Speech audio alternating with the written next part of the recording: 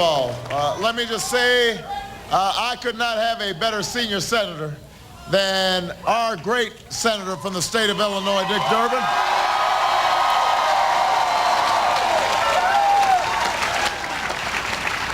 I have too many friends to mention, each one of them individually, but it is good to be back home.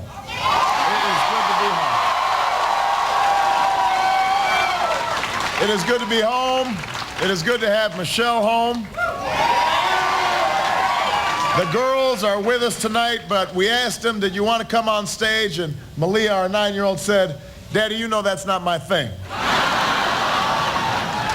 So they're upstairs doing what they do.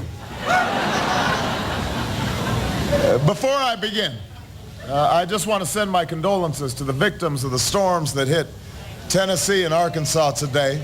They are in our thoughts and in our prayers, and we hope that our federal government will respond quickly and rapidly to make sure that they get all the help that they need.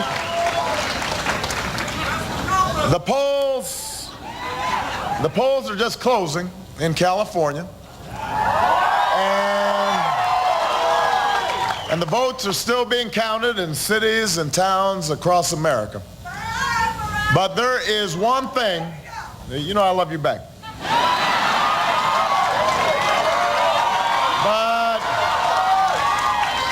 But there is one thing on this February night that we do not need the final results to know. Our time has come.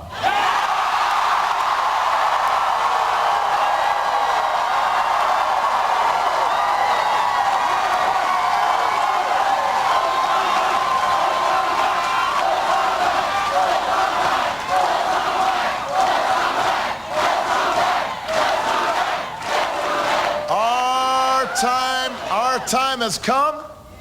Our movement is real, and change is coming to America.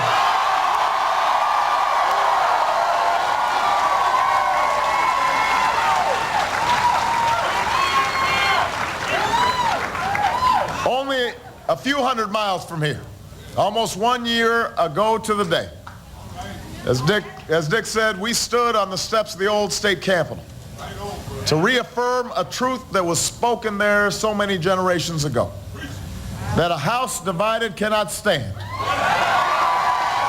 that we are more than a collection of red states and blue states. We are and always will be the United States of America.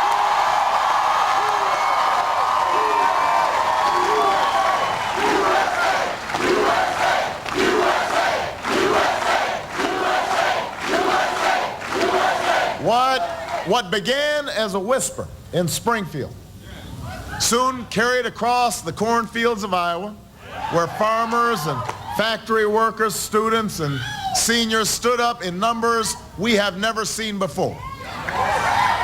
They stood up to say that maybe this year we don't have to settle for a politics where scoring points is more important than solving problems. Maybe this year we can finally start doing something about health care we can't afford. Maybe this year we can start doing something about mortgages we can't pay. Maybe this year, this time can be different. Their voices echoed from the hills of New Hampshire to the deserts of Nevada, where teachers and cooks and kitchen workers stood up to say that maybe Washington doesn't have to be run by lobbyists anymore. Maybe the voices of the American people can finally be heard again.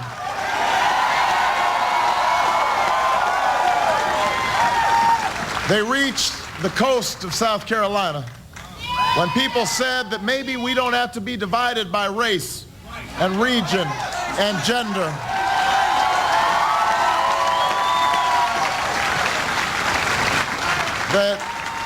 That crumbling schools are stealing the future of black children and white children. That we can come together and build an America that gives every child, everywhere, the opportunity to live out their dreams. This time can be different.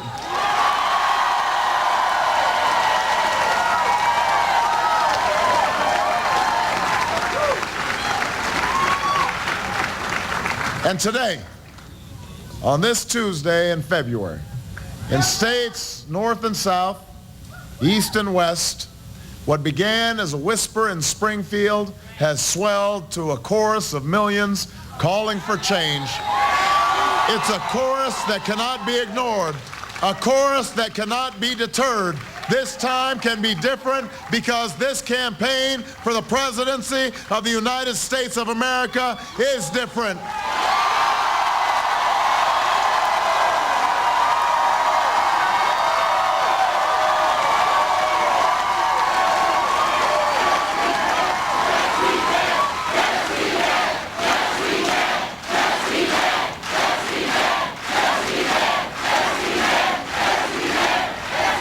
It's different not because of me. It's different because of you. Because you are tired of being disappointed. And you're tired of being let down.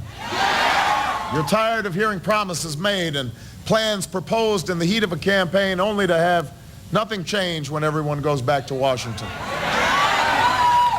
Nothing changes because lobbyists just write another check. Or politicians start worrying about how they'll win the next election instead of why they should.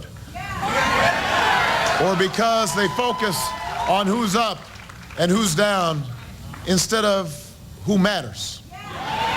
And while Washington is consumed with the same drama and divisions and distractions, another family puts up a for sale sign in their front yard. Another factory shuts its doors. Another soldier waves goodbye as he leaves on another tour of duty in a war that should have never been authorized and should have never been waged. It goes on and on and on.